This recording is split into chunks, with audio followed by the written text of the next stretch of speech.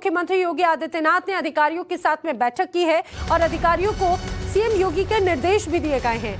काम में तेजी लाने के लिए, पारदर्शिता लाने के लिए सीएम योगी ने निर्देशित किया है। जनता के जनादेश का ख्याल रखना होगा, ये भी निर्देशित सीएम योगी ने किया है। शिकायतों का समाधान तेजी से करना है, ये उनका कहना है। और साथ ही साथ उनका कहना है कि जनता की सेवा और बेहतर तरीके से करनी होगी। सीएम योगी ने कहा कि 5 साल में यूपी को नंबर 1 अर्थव्यवस्था बनाना है और इतना ही नहीं बल्कि जो लोगों की आय है उसे भी दोगुनी करनी है। तो आपको बताते चले कि शपथ ग्रहण के बाद से ही सीएम योगी पूरी तरह से अब एक्शन मोड में आ चुके हैं। सबका साथ, सबका विकास, सबका कल्याण नारा देते हुए बम्पर जीत के बाद अब 2024 की भी तैयारी जरूर की जा रही है। बहरहाल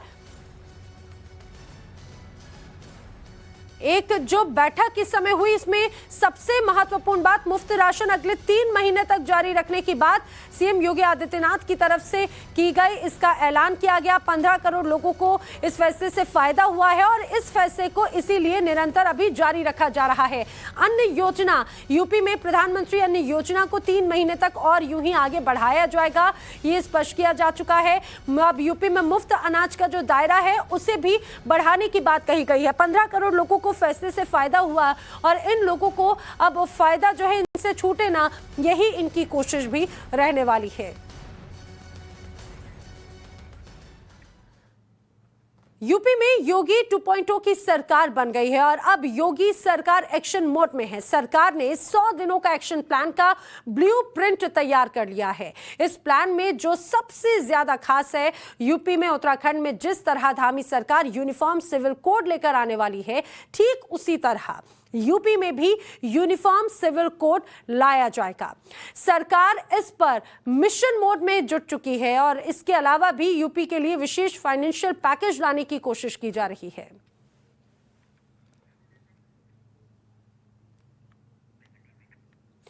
यूपी के डिप्टी सीएम केशव प्रसाद मौर्य और योगी कैबिनेट के एकमात्र मुस्लिम मंत्री दानिश आजाद ने क्या कहा है, वो आपको सुनाते हैं। बड़ी जिम्मेदारी मुझे मिली है और मैं मोदी जी को धन्यवाद देना चाहूंगा, योगी जी को धन्यवाद देना चाहूंगा, आदरणीय हमारे संगठन महामंत्री सुनील बंसल जी को धन्यवाद देना चाहूंगा, जिन्होंने मुझ जैसे एक आम परिवार से आने वाले नौजवान मुसलमान को इतनी बड़ी जिम्मेदारी दी। और इस जिम्मेदारी से ये स्पष्ट संदेश है कि मुसलमानों की अगर सच्ची हितैषी है तो भारतीय जनता पार्टी है। समाज तक कैसे उत्थान करेंगे, कैसे ग्राउंड पे जाके काम करेंगे, मुसलमानों के बीच में जाएंगे, उनकी जो समस्याएं उसको सुनेंगे और उसको मजबूती के साथ उसको दूर करेंगे। हर उस वादे को पूरा करना हमारा धर्म है, हमारी जिम्मेदारी है। और जो माननीय प्रधानमंत्री श्री नरेंद्र मोदी जी के नेतृत्व में गरीब कल्याण का यज्ञ चल रहा है, उस यज्ञ की भी पूर्ति करना, यज्ञ में आहुति डालते रहना और उसका जो लाभ पाने वाले लाभार्थी हैं उन तक बिना किसी अड़चन को उन तक वह लाभ पहुंचाते रहना, यह भी करने में कोई कमी नहीं है। आपने कहा 75 पार 2024 में। निश्चित तौर से अब 2022 का चुनाव हो गया, अब 2024 का चुनाव होना है और हमें पूरा विश्वास है इस बार 75+ के साथ भारतीय जनता पार्टी उत्तर प्रदेश से माननीय श्री नरेंद्र मोदी जी को देश का प्रधानमंत्री फिर से बनाने के लिए अपनी जिम्मेदारी निभाएगी। उत्तर प्रदेश में चुनाव के पहले बीजेपी ने जो वादे किए थे, उन वादों को 100 दिन में का मिशन रखा गया है पूरा करने के लिए। अब इस पर संजय निषाद का क्या कहना है, 100 दिन के मिशन को वो कैसा पूरा करेंगे, ये आपको सुनाते हैं। उनसे खास बातचीत की हमारे साथी ने एक्सक्लूसिवली, देखिए।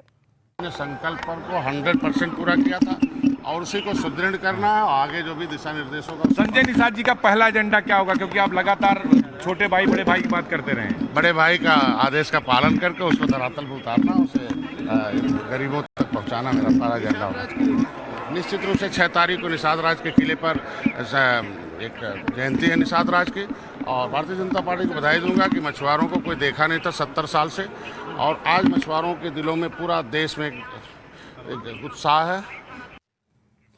एनडीए के सहयोगी अपना दल के कोटे से मंत्री आशीष पटेल भी क्या कह रहे हैं, वो भी सुनिए।